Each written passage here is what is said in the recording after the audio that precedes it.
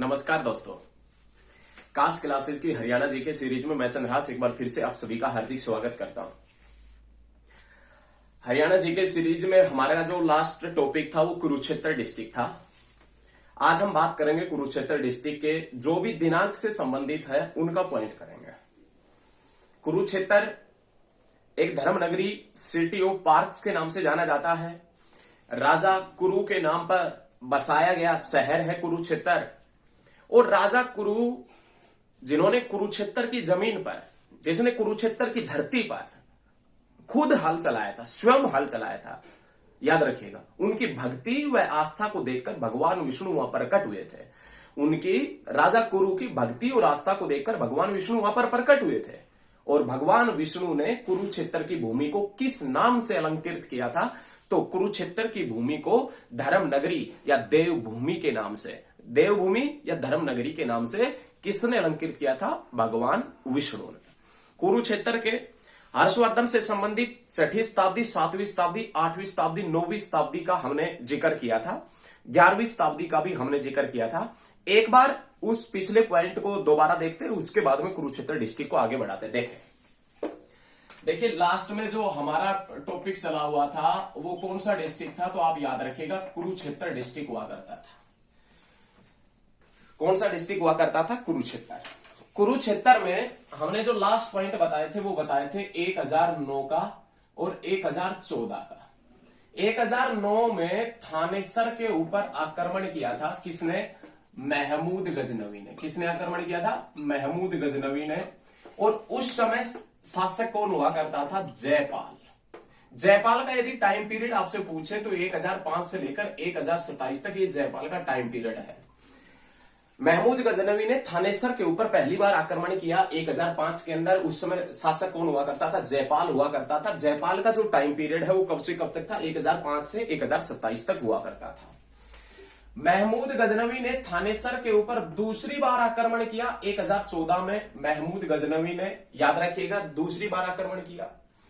इस महमूद गजनवी के साथ में एक इतिहासकार आया था जिसका नाम हुआ करता था अल बरूनी। और इस अल बरूनी की एक पुस्तक थी किताब उल हिंद। किताब उल हिंद या तहकीक हिंद।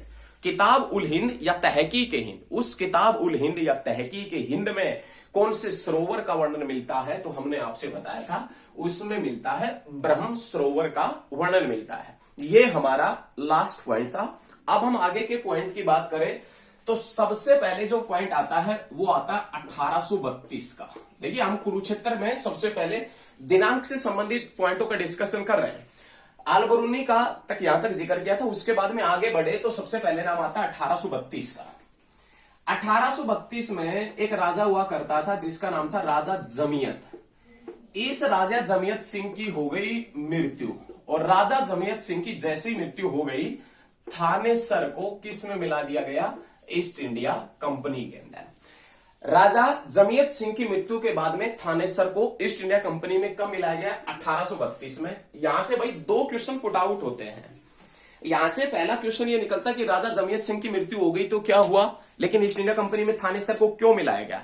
तो फर्स्ट क्वेश्चन ये बनता है कि भाई साहब राजा जमियत सिंह जो था उसका कोई उत्तराधिकारी नहीं था। और उत्तराधिकारी ना होने के कारण ही थानेसर को किस में मिलाया गया था? ईस्ट इंडिया कंपनी में। और कब मिलाया गया था? 1832 में। पॉइंट साथ के साथ में नोट करते हुए चलिएगा, मजा आएगा, दिल थाम के बैठे रहिएगा। देखिए यदि आप अत्यधिक मेहनत करते हैं, यदि आप अत्यधिक मेहनत करते हैं तो सफलता आपके कदम चूमेगी। और यदि आप मेहनत नहीं करते हैं तो सफलता के कदम आपको चूमने पड़ेंगे। देखें 1832 में राजा जमियत सिंह की मृत्यु के बाद में थानेसर को किस में मिला दिया गया? ईस्ट इंडिया कंपनी में, क्योंकि राजा जमियत सिंह का कोई भी उत्तराधिकारी नहीं था। उसके बाद में नाम आता है नेक्स्ट डेट का क्वेश्चन 1845। 1845 में नाम आता है लाडवा का विद्रोह। लाडवा कहां पर है भाई? तो लाडवा है कुरुक्षेत्र के अंदर। एशिया महाद्वीप की दूसरी बड़ी अनाज मंडी है। एशिया महाद्वीप की दूसरी बड़ी अनाज मंडी कौन सी है? लाडवा। और लाडवा कौन से डिस्ट्रिक्ट में? कुरुक्षेत्र। और कुरुक्षेत्र डिस्ट्रिक्ट ऐसा डिस्ट्रिक्ट है जिसके जिले के नाम पर कोई भी विधानसभा सीट नहीं है। ये पॉइंट हम बता चुके हैं पहले। लाडवा का विद्रोह 1845 में हुआ था। और ये लाडवा का विद्रोह किसके नेतृत्व में हुआ था? अजीत सिंह के नेतृत्व में। किसके नेतृत्व में हुआ? अजीत सिंह। बहुत बेहतरीन पॉइंट है। लाडवा का विद्रोह 1845 अजीत सिंह के नेतृत्व में हुआ। देखिए सोचने और समझने की यहां पर दो बातें हैं। छछरौली का विद्रोह जोधा सिंह के नेतृत्व में हुआ, लाडवा का विद्रोह अजीत सिंह के नेतृत्व में हुआ। हमने उस समय भी आपसे पॉइंट बताया था कि एग्जाम में प्रश्न किस प्रकार से एग्जामिनर पूछेगा। वो एक तरफ देगा विद्रोह, एक तरफ तो देगा विद्रोह, कौन से स्थान का विद्रोह हुआ, और एक तरफ देगा डेट, आपसे तारीख, एक तरफ दिनांक देगा। उनका आपस में मिलान करना है, और आपस में मिलान करने के बाद में जो आपका सही आंसर होगा तब आपको 1 नंबर मिलेगा। तो इस प्रकार से एग्जाम में आए हैं, और आपने देखा भी होगा, आपने अधिकतर एग्जाम दिए भी होंगे, या किसी कारणवश रह गए तो अब की बार आपको रहने नहीं देंगे। देखें, लाडवा का विद्रोह 1845 में किसके नेतृत्व में हुआ? अजीत सिंह के नेतृत्व में। बहुत अच्छा पॉइंट है। उसके बाद में नाम आता है 1921 का। 1921 दिख रहा है ना, 1921 का पॉइंट आता है। कोई बात नहीं, यहां पर लिख देते हैं 1921। 1921 के अंदर कुरुक्षेत्र में, कहां पर? कुरुक्षेत्र में गीता भवन संस्थान बनाया गया। गीता भवन संस्थान, यह गीता भवन संस्थान कुरुक्षेत्र में कब बना था? 1921 में। किसने बनवाया था? तो एक स्थान पड़ता है रीवा, और रीवा कहां पर है? तो याद रखिएगा मध्य प्रदेश। रीवा मध्य प्रदेश के राजा ने, रीवा मध्य प्रदेश के राजा ने कुरुक्षेत्र में गीता भवन संस्थान बनवाया। और यह गीता भवन संस्थान, जिसका दूसरा नाम क्या है, या जिसे अन्य किस नाम से जाना जाता है, तो आप याद रखिएगा, जिसे किस नाम से भी जाना जाता है, तो कुरुक्षेत्र पुस्तकालय के नाम से भी जाना जाता है। याद रखिएगा, गीता भवन संस्थान जो है 1921 में रीवा मध्य प्रदेश के महाराजा ने बनवाया था, जिसे कुरुक्षेत्र पुस्तकालय के नाम से भी जाना जाता है। मजा आ रहा है ना? मजा आएगा। देखिए कोई भी पॉइंट है एग्जाम से संबंधित वो छूटने नहीं देंगे भाई, छूटने नहीं देंगे। लगातार बस आप थोड़ा सा अपना सहयोग बनाकर रखें, आप लगातार वीडियो देखते रहें, और यदि आपको वीडियो अच्छा लगता है तो ज्यादा से ज्यादा लाइक, कमेंट और शेयर भी करें। ज्यादा से ज्यादा सभी स्टडी ग्रुप में शेयर कर दें। नहीं, मजा आएगा पढ़ने में, और आपको पढ़ने में तभी मजा आएगा जब सामने वाला कोई चुनौती देने वाला होगा आपको। क्योंकि आपको जब थोड़ा बहुत आने लगता है तो आप स्वयं को पता नहीं क्या समझने लग जाते हैं। तो यदि आपके सामने भी कोई आपका दोस्त है, या कोई भी पड़ोसी है, या कोई रिश्तेदार है जो तैयारी कर रहा है गवर्नमेंट एग्जाम की, यदि वो आपको चुनौती देगा ना, तब मजा आएगा हकीकत में पढ़ने के लिए। आप उसको काटने की सोचेंगे, वो आपको काटने की सोचेगा, आपकी बेहतरीन तैयारी होगी एक तरीके से। कोई बात नहीं, बेहतरीन तैयारी करवाएंगे। ये सभी चीजें आप नोट कीजिए, तुरंत नोट करें, और यदि नोट नहीं किया है तो वीडियो को बैक करके नोट कर लीजिए। तो ये याद रखना है, 1921 के अंदर गीता भवन संस्थान बना था, और गीता भवन संस्थान कहां पर है? तो आपने याद रखना है कुरुक्षेत्र में, जिसे किस नाम से भी जाना जाता है, तो याद रखिएगा कुरुक्षेत्र पुस्तकालय के नाम से भी जिसे जानते हैं। उसके बाद में नेक्स्ट पॉइंट आता है 1943 का। 1943 में धर्म क्षेत्र समाचार पत्र निकला था। धर्म क्षेत्र समाचार पत्र, और ये धर्म क्षेत्र समाचार पत्र कहां से निकला था? 1943 में कुरुक्षेत्र से। आपने याद रखना है, विश्वव्यापी सनातन धर्म समाचार पत्र निकला अंबाला से 1943 में, कुरुक्षेत्र से धर्म क्षेत्र निकला 1943 में, और कायाकल्प समाचार पत्र सफीदो जींद से निकला था 1943 में। 100 घटा दें 1843, अंबाला छावनी बनी थी, अंबाला कैंट बना था 1843 के अंदर। तो ये चीजें याद रखनी है। उसके बाद में नेक्स्ट पॉइंट आता है 1952 का। 1952 के अंदर एक मंदिर बना जिसका नाम क्या है? बिड़ला मंदिर, जो कहां पर पड़ता है? तो याद रखिएगा कुरुक्षेत्र के अंदर। चौंकिएगा नहीं, चौंकने की आवश्यकता नहीं है, चौंकने की आवश्यकता कोई भी आवश्यकता नहीं है। आप दिल थाम के बैठे रहिएगा, सभी पॉइंट क्लियर करना हमारी जिम्मेदारी है। आपको ये मंदिर किसी किसी बुक में 1955 भी मिल जाएगा, नो डाउट 1955 में भी मिल जाएगा कि कुरुक्षेत्र का जो बिड़ला मंदिर है वो कब बना, 1955 भी किसी किसी बुक में मिल जाएगा। लेकिन अधिकतर बुकों के अंदर क्या लिखा है? कुरुक्षेत्र का जो बिड़ला मंदिर है, वो कुरुक्षेत्र का बिड़ला मंदिर कब बना था? 1952 के अंदर। बहुत अच्छे पॉइंट है, कब बना? 1952 के अंदर बना था। कौन सा मंदिर? बिड़ला मंदिर। लेकिन ये जो बिड़ला मंदिर है, इस बिड़ला मंदिर की दीवारों पर 700 श्लोक अंकित है। ये जो बिड़ला मंदिर है, इस बिड़ला मंदिर की जो दीवार है उसके ऊपर कितने श्लोक अंकित है? 700 श्लोक अंकित है। और ये 700 श्लोक अंकित किसके हैं? तो आपने याद रखना, श्रीमद् भगवत गीता के। किसके? श्रीमद् भगवत गीता के। किसके श्लोक अंकित है? श्रीमद् भगवत गीता के। बिड़ला मंदिर की दीवारों पर श्रीमद् भगवत गीता के 700 श्लोक अंकित होने के कारण इस मंदिर को किस नाम से भी जाना जाता है? तो आप याद रखिएगा श्रीमद् भगवत गीता मंदिर के नाम से भी जाना जाता है। 1952 और 1955 दोनों पॉइंट नोट कीजिएगा। अब आपके माइंड में कई क्रांतिवीर है, उनके माइंड में आ रहा होगा सर दोनों ही ऑप्शन में आ जाए तो भैया ऑप्शन में एक ही आता है, दोनों ऑप्शन में नहीं आएंगे। और जिस दिन दोनों ऑप्शन में आ जाएंगे ना उस दिन जो HSSC मानेगा उसी के अकॉर्डिंग कार्य करेंगे। जैसे अभी कलर का एग्जाम हुआ था, उसमें पूछा गया था मारुति जो उद्योग लिमिटेड है ये गुरुग्राम के अंदर पड़ता है, कब बना था? तो 1970 की डेट किसी को नहीं पता थी। आजकल वो लोगों को पता चल गई 1970 में उसकी नींव रखी गई, 1983 के अंदर प्रोडक्शन शुरू हुआ, तो पहले नहीं पता था, लेकिन HSSC के मानने के बाद में पता चला है। तो ये दोनों डेट आपने याद रखनी है, दोनों डेट आपने नोट करनी है। लेकिन इसके बारे में ये भी पॉइंट याद रखना है कि श्रीमद् भगवत गीता के 700 श्लोक अंकित होने के कारण इस मंदिर को किस नाम से भी जाना जाता है? श्रीमद् भगवत गीता मंदिर के नाम से भी जाना जाता है। बहुत अच्छे। उसके बाद में नेक्स्ट पॉइंट आता है डेट का 1956 का। 1956 के अंदर एक विश्वविद्यालय बना था और उस विश्वविद्यालय का नाम हुआ करता था कुरुक्षेत्र विश्वविद्यालय।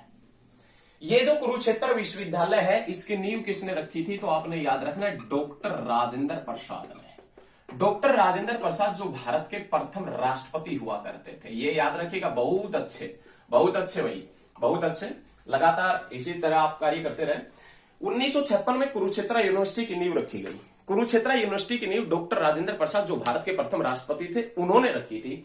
लेकिन इस डॉक्टर राजेंद्र प्रसाद के जो सपनों का शहर है, डॉक्टर राजेंद्र प्रसाद के सपनों का शहर कौन सा है? फरीदाबाद। और हरियाणा में अकॉर्डिंग टू एरिया क्षेत्रफल की दृष्टि से सबसे छोटा शहर भी कौन सा है? तो आपने याद रखना सबसे छोटा भी कौन सा है? फरीदाबाद है। तो ये चीजें याद रखिएगा। क्षेत्रफल की दृष्टि से भी हरियाणा का सबसे छोटा शहर कौन सा है? फरीदाबाद। किसके सपनों का शहर?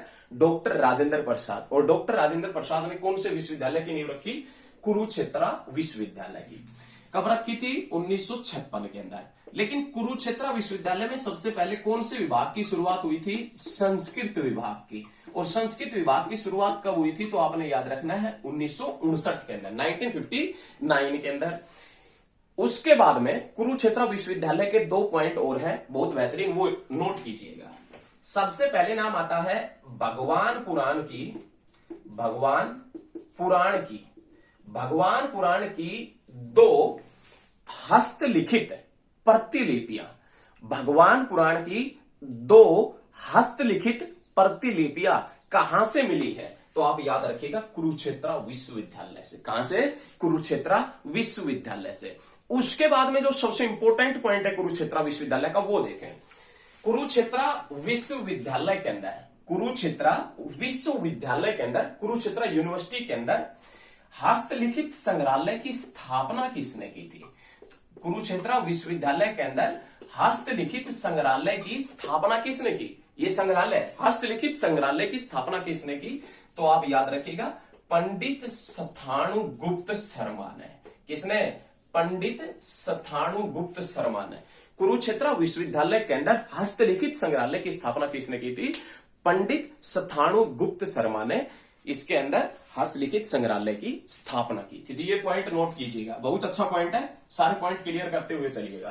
तो ये याद रखिएगा कुरुक्षेत्र यूनिवर्सिटी के। यदि नहीं लिखे हैं तो वीडियो को बैक करके लिख लीजिएगा, देखें। तो ये याद रखना है। उसके बाद में नाम आता है डेट के क्वेश्चनों का 1968 का। उसके बाद में नाम आता है 1 अगस्त 1968। 1 अगस्त 1968 के अंदर एक बोर्ड बना था जिसका नाम है कुरुक्षेत्र विकास बोर्ड। कुरुक्षेत्र विकास बोर्ड जो बना, ये कुरुक्षेत्र विकास बोर्ड कब बना था? 1 अगस्त 1968 के अंदर बना था।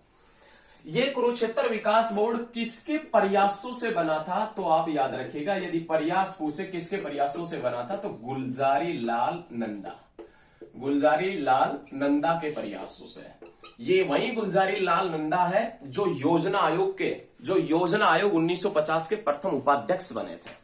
गुलजारी लाल नंदा के प्रयासों से एक विकास बोर्ड बना जिसका नाम था कुरुक्षेत्र विकास बोर्ड। और कुरुक्षेत्र विकास बोर्ड की नींव रखी गई 1 अगस्त 1968 के अंदर, 1968 के अंदर, गुलजारी लाल नंदा। उसके बाद में इसके प्रथम अध्यक्ष कौन बने थे? फर्स्ट जो अध्यक्ष थे वो कौन बने? प्रथम अध्यक्ष। प्रथम अध्यक्ष कौन बने थे? तो आपने याद रखना है गुलजारी लाल नंदा, ये प्रथम अध्यक्ष बने थे। और इसके प्रथम उपाध्यक्ष कौन थे? तो आपने याद रखना है प्रथम उपाध्यक्ष थे बंसीलाल, ये इसके प्रथम उपाध्यक्ष हुआ करते थे बंसीलाल। अब नेक्स्ट पॉइंट बनता है कि जो योजना आयोग के प्रथम अध्यक्ष थे गुलजारी लाल नंदा, योजना आयोग बना था 1968 के अंदर, तभी से गुलजारी लाल नंदा बना था। और ये गुलजारी लाल नंदा कब तक रहा था? 1990 तक ये गुलजारी लाल नंदा ही रहा था। 1968 से 1990 तक कुरुक्षेत्र विकास बोर्ड के जो अध्यक्ष थे वो कौन रहे? गुलजारी लाल नंदा रहे। अब उसी गुलजारी लाल नंदा के बाद, गुलजारी लाल नंदा के बाद में यह घोषणा कर दी गई कि कुरुक्षेत्र विकास बोर्ड का जो अध्यक्ष होगा वह तो होगा राज्यपाल और उपाध्यक्ष होगा वह होगा मुख्यमंत्री। तो वर्तमान में कुरुक्षेत्र बोर्ड का जो अध्यक्ष है, कुरुक्षेत्र विकास बोर्ड का अध्यक्ष है, ये कौन होता है? राज्यपाल होता है। और उपाध्यक्ष कौन होता है? तो उपाध्यक्ष पूछे तो मुख्यमंत्री इसका उपाध्यक्ष होता है। कौन होता है? मुख्यमंत्री इसका उपाध्यक्ष होता है। बहुत अच्छे पॉइंट है, सभी पॉइंट आराम से क्लियर कीजिएगा। सभी पॉइंट क्लियर है ना? कुरुक्षेत्र विकास बोर्ड 1 अगस्त 1968 के अंदर बना। 1 अगस्त 1968 से लेकर और 1990 तक इसके अध्यक्ष थे वो कौन थे? गुलजारी लाल नंदा। गुलजारी लाल नंदा 1990 के बाद में ये घोषणा कर दी गई, गुलजारी लाल नंदा के बाद में, कि अध्यक्ष बनेगा राज्यपाल और उपाध्यक्ष होगा मुख्यमंत्री। तो वर्तमान में अध्यक्ष कौन होता है? जो हरियाणा का राज्यपाल होगा वो। और मुख्यमंत्री कौन होता है? जो हरियाणा का मुख्यमंत्री है तत्कालीन समय में वो इसका मुख्यमंत्री होगा। याद रखें, मुख्यमंत्री चाहे बदलते रहे लेकिन मुख्यमंत्री बदलेगा तो अगला मुख्यमंत्री इसका अध्यक्छ बन जाएगा, राज्यपाल बदलेगा तो अगला राज्यपाल इसका अध्यक्ष बन जाएगा। उसके बाद में जो डेट का क्वेश्चन आता है वो नाम आता है 1969 का, 1969 का नाम आता है। कुरुक्षेत्र यूनिवर्सिटी से एक पत्रिका निकली थी जिसका नाम था journal of Haryana studies, journal of Haryana studies. Journal of Haryana studies जो पत्रिका है, हरियाणा स्टडीज जो पत्रिका है, ये कौन से यूनिवर्सिटी से निकलती है? कुरुक्षेत्र यूनिवर्सिटी से। पहली बार कब निकली थी? 1969 के अंदर। जर्नल ऑफ हरियाणा स्टडीज पत्रिका कुरुक्षेत्र यूनिवर्सिटी से कब निकली थी? 1969 के अंदर, 1969 के अंदर निकली थी। तो सभी पॉइंट क्लियर होने चाहिए, ये चीजें आप याद रखिएगा। उसके बाद में देखिएगा, आगे बढ़ते हैं। आगे देखें, नेक्स्ट पॉइंट देखें। पॉइंट साथ के साथ में नोट कीजिएगा, मजा आएगा बहुत अच्छे तरीके से। लॉन्ग टाइम के लिए बहुत अच्छी तैयारी करवा रहे हैं हम, कोई भी पॉइंट आपका एग्जाम से संबंधित नहीं छूटने देंगे। उसके बाद में नाम आता है 1981 और 1982 का। भोर सैदान, भोर सैदान एक जगह पड़ती है कुरुक्षेत्र के अंदर। भोर सैदान एक जगह कुरुक्षेत्र में, वहां पर मगरमच्छ प्रजनन केंद्र बनाया गया था।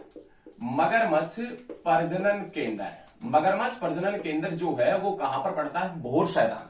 और भोर सैदान कहां पर है? कुरुक्षेत्र के अंदर। और ये मगरमच्छ प्रजनन केंद्र कब बना था? 1981 और 82 के अंदर। बहुत अच्छे हैं। 1981-82 के अंदर मगरमच्छ प्रजनन केंद्र बना था भोर सैदान कुरुक्षेत्र के अंदर। और याद रखिएगा, मगरमच्छ प्रजनन केंद्र जो पड़ता है वो कई बार एग्जाम में पूछ लिया जाता है, ये पॉइंट नोट रखिएगा। लेकिन आप हमारे साथ में लगातार बने रहिए, कोई भी पॉइंट हरियाणा जीके से संबंधित छूटने नहीं देंगे। हरियाणा जीके टिप्स पे हो जाएगी आपको। देखें, उसके बाद में नाम आता है 1984 और 1985 का।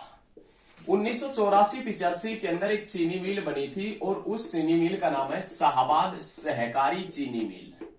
शाहबाद सहकारी चीनी मिल जो है वो कब बनी थी? तो आपने याद रखना है 1984 और 85 के अंदर बनी थी। इससे पहले हमने बताया था सरस्वती चीनी मिल 1933 के अंदर, और अंबाला के अंदर बताई थी नारायणगढ़ शुगर मिल। नारायणगढ़ जो चीनी मिल है, ये नारायणगढ़ चीनी मिल कब बनी थी? 1996-97 के अंदर। और महम सरकारी चीनी मिल, महम जो रोहतक के अंदर पड़ता है, वो महम सरकारी चीनी मिल कब बनी थी? 1991 के अंदर। तो बहुत अच्छे पॉइंट है। देखें, शाहबाद कौन सी नदी के ऊपर है? मारकंडा नदी के ऊपर पड़ता है शाहबाद, मारकंडा नदी। उसके बाद में महर्षि मार्कंडेश्वर, महर्षि मार्कंडेश्वर की तपोभूमि, महर्षि मार्कंडेश्वर की तपोभूमि कौन सी है? तो आपने याद रखना है शाहबाद। महर्षि मार्कंडेश्वर मंदिर कहां पर पड़ता है? तो याद रखना शाहबाद। शाहाबाद कौन सी नदी के ऊपर है? मारकंडा नदी के ऊपर पड़ता है। और इसी शाहाबाद के अंदर हरियाणा में एकमात्र मधुमक्खी पालन केंद्र है। हरियाणा में एकमात्र मधुमक्खी पालन केंद्र कहां पर है? शाहाबाद में। और ये मधुमक्खी पालन केंद्र कौन से देश की सहायता से चलाया जा रहा है? इजराइल की सहायता से। बहुत अच्छे हैं पॉइंट। मधुमक्खी पालन केंद्र शाहाबाद में कौन से देश की सहायता से चलाया जा रहा है? इजराइल की सहायता से। शाहाबाद सहकारी चीनी मिल 1984 और 85 के अंदर। उसके बाद में नाम आता है 1985 और 1986 का। छोटा चिड़ियाघर बना था।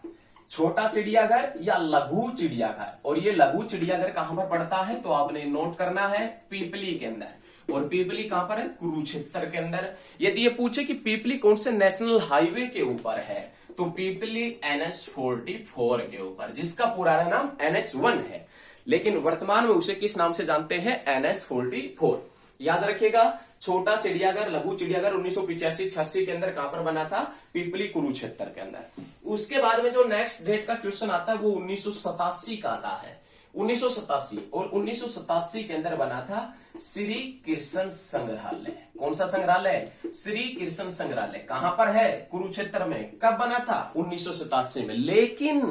लेकिन किसी किसी बुक में ये 1991 है। किसी किसी बुक में ये क्या है? 1991। लेकिन आपने याद रखना है परफेक्ट डेट कौन सी आएगी? 1987। श्री कृष्ण संग्रहालय कब बना? कुरुक्षेत्र में 1987। और जब 1987 ऑप्शन में ना आए तो कर देना 1991। फिर आप कहेंगे कि सर दोनों डेट, आप हर चीज की दोनों डेट बताते हैं तो बहुत बेहतरीन है ये। तो हकीकत में बहुत बेहतरीन है। नोट कीजिए साथ के साथ में नोट करते हुए चलिएगा। उसके बाद में जो नेक्स्ट पॉइंट आता है वो नाम आता है 24 जून 1991 का। नेक्स्ट जो पॉइंट है वो 24 जून 1991 का है। कुरुक्षेत्र आकाशवाणी केंद्र बना था। कुरुक्षेत्र आकाशवाणी केंद्र का बना? तो आपने याद रखना है 24 जून 1991 के अंदर। ये हरियाणा का दूसरा आकाशवाणी केंद्र था। पहला आकाशवाणी केंद्र कौन सा? रोहतक 1976। दूसरा आकाशवाणी केंद्र कौन सा? कुरुक्षेत्र 1991। और तीसरा आकाशवाणी केंद्र कौन सा? हिसार 1999।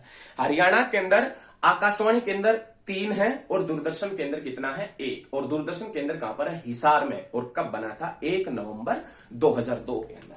याद रखिएगा 1 नवंबर 2002 के अंदर क्या बना था? तो हिसार के अंदर दूरदर्शन केंद्र बना था। और ये दूरदर्शन केंद्र उस समय सूचना व प्रसारण मंत्री कौन थी जब दूरदर्शन केंद्र बना? सुषमा स्वराज। और सुषमा स्वराज का जन्म हुआ 1952 में और विवाह हुआ 1975 में। शादी 1975 में किसके साथ में? कौशल स्वराज के साथ में। दिल्ली की प्रथम महिला मुख्यमंत्री कौन थी? सुषमा स्वराज। और सुषमा स्वराज जिसका संबंध कौन से डिस्ट्रिक्ट से है? अंबाला से है। कुरुक्षेत्र आकाशवाणी केंद्र कब बना था? 1991 के अंदर बना था, जो हरियाणा का दूसरा आकाशवाणी केंद्र था। उसके बाद में नाम आता है ज्योतिसर पर्यटन स्थल। ज्योतिसर पर्यटन स्थल कब बना? तो आपने याद रखना है 1994 के अंदर। ज्योतिसर पर्यटन स्थल 1994 के अंदर। उसके बाद में नाम आता है अंजन पर्यटन स्थल। अंजन पर्यटन स्थल कहां पर पड़ता है? पेहुआ के अंदर। और पेहुआ कहां पर है? कुरुक्षेत्र के अंदर पड़ता है।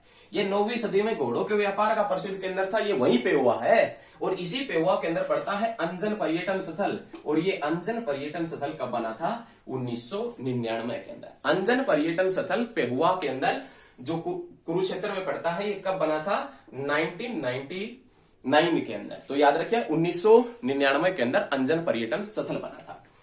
उसके बाद में 2001 के अंदर पैनोरमा साइंस म्यूजियम ये जो बनाया गया था, पैनोरमा साइंस म्यूजियम की स्थापना की गई। 2001 के अंदर पैनोरमा साइंस म्यूजियम की स्थापना की गई। और ये panorama science museum Shri Krishna संग्रहालय परिसर के अंदर लगाया गया। कौन से संग्रहालय के अंदर? श्री कृष्ण संग्रहालय परिसर के अंदर। कौन सा साइंस म्यूजियम लगाया गया? Panorama science museum Shri Krishna संग्रहालय कुरुक्षेत्र के अंदर लगाया गया था। उसके बाद में नाम आता है डेट का नेक्स्ट क्वेश्चन 2002 के अंदर बना था NIT। याद रखिएगा राष्ट्रीय प्रौद्योगिकी संस्थान। राष्ट्रीय प्रौद्योगिकी संस्थान है, राष्ट्रीय प्रौद्योगिकी संस्थान जो है कुरुक्षेत्र में कब बना था? 2002 के अंदर। राष्ट्रीय प्रौद्योगिकी संस्थान कुरुक्षेत्र में कब बना? 2002 के अंदर। लेकिन राष्ट्रीय प्रबंधन संस्थान जो रोहतक के अंदर है, IIM Indian institute of management, जो कब बना था? 2009 के अंदर। IIM Rohtak 2009, NIT Kurukshetra 2002। उसके बाद में नाम आता है 2017 का। 2017 में नाम आता है महक सिंगल। महक सिंगल जो एमबीबीएस का एग्जाम हुआ था, एंट्रेंस एग्जाम, उसमें टॉपर थी महक सिंगल। एमबीबीएस एग्जाम में टॉपर महक सिंगल का जन्म स्थान कौन सा है? तो आप बताएंगे कुरुक्षेत्र। और वो एमबीबीएस का एग्जाम कौन से साल का था? 2017 का हुआ करता था। तो ये कुरुक्षेत्र के डेट से संबंधित सभी पॉइंट है, एक भी पॉइंट हमने इसमें मिस नहीं किया है। डेट से संबंधित सारे पॉइंटों का हमने जिक्र किया है। यदि आपको वीडियो अच्छी लगती है तो लाइक, कमेंट और शेयर अवश्य करें, और ज्यादा से ज्यादा शेयर करें, ज्यादा से ज्यादा शेयर करें। और लगातार आप हमारे साथ में इसी प्रकार से बने रहिए। आपका कोटि कोटि आभार आपका वीडियो देखने के लिए, क्योंकि एंड तक वही व्यक्ति वीडियो देखता है, एंड तक, अंतिम समय तक वही वीडियो देखता है जिसके अंदर एक जुनून होता है, जिसके अंदर एक पढ़ने की ललक होती है, जिसके अंदर जो पाने की चाहत होती है, वही यहां तक वीडियो देखेगा। धन्यवाद, मिलते हैं बहुत जल्द नेक्स्ट क्लास में।